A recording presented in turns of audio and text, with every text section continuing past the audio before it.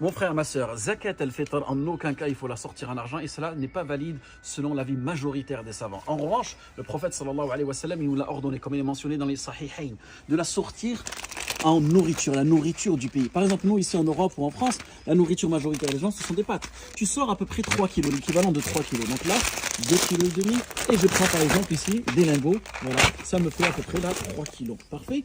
Et sachez que le prophète sallallahu alayhi wa sallam, en aucun cas, il nous l'a ordonné de la sortir en argent. Pourtant, l'argent, il l'avait à cette époque-là. Et c'est là où il va être très très important de comprendre, c'est que la majorité des savants nous disent que celui qui la sort en argent, sa zakat, elle est invalide. Alors que trouvez-moi un seul savant qui nous dit aujourd'hui que si je la sors en nourriture, que ma zakat al-fitr, elle n'est pas valide. Aucun savant ne dit cela. Donc il faut prendre la précaution.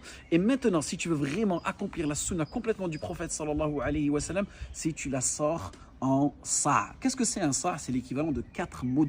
Qu'est-ce que c'est un moud? C'est une poignée. Donc par exemple ici, la nourriture qui est du riz, je vais sortir une poignée et je vais la mettre dans un sac. Voilà.